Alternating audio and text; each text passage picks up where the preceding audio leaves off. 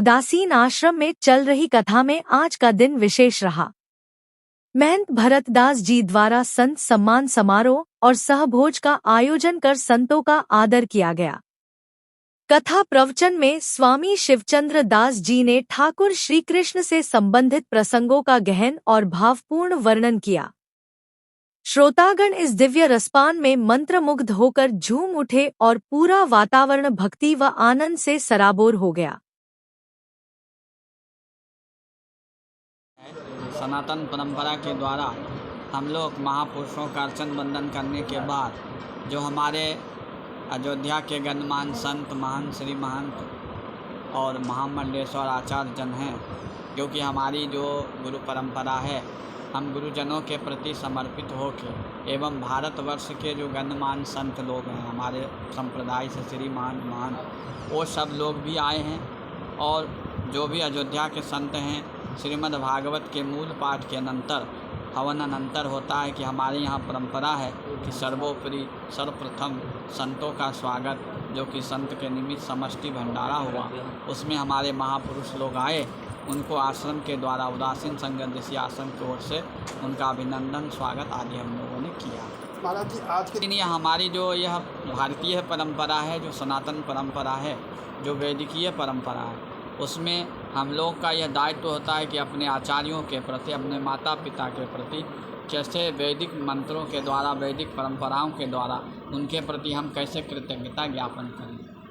अगले क्रम है, कल मूल रामायण पाठ होगा, परसों हमारे जो महापुरुष जन हैं, आचार्य जन हैं, उनका अर्चन वंदन अभिनंदन करेंगे। उसके बाद जो इस आश्रम से जुड़े हुए भक्त जन हैं सभी लोग आएंगे, अपने आचार्यों को, गुरुओं को दर्शन करेंगे, उनके समस्त अरदास करेंगे, भंडारा आदि करेंगे।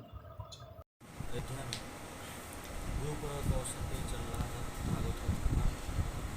बहुत सारे प्रसंग हैं जो ठाकुर जी, खास करके कृष्ण भगवान की जो बातें हमारे सीखने के लिए। भगवान पांडवों के यज्ञ में गए और यज्ञ में जाकर के भगवान ने द्वारिकाधीश होते हुए भी ठाकुर जी ने वहाँ सेवा को स्वीकार किया।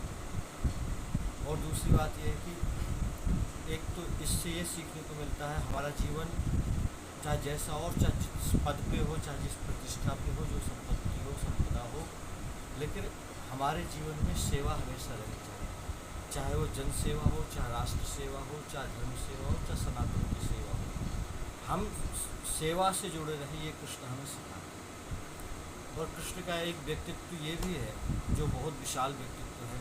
कई बार हम कहते हैं कृष्ण भगवान ने 16,108 विवाह किए, आज उसी की कथा थी, लेकिन हम प्रश्न तो उठा देते हैं, लेकिन हम कृष्ण को पढ़ते नहीं, कृष्ण को जानते नहीं। कृष्ण का जैसा व्यक्तित्व, उसका विराटता किसी में नहीं है, क्योंकि भगवान कृष्ण ने 16,100 कन्याएं, उन कन्याओं का वर्णन किया जिनको समाज ने त्याग दिया था, परित्याग कर दिया था। जो समाज से त्यक्त थी वो अपने जीवन यापन के लिए कहीं गलत रास्ते पे न जाएं, इसलिए ठाकुर जी ने उनको पाणी ग्रहण किया।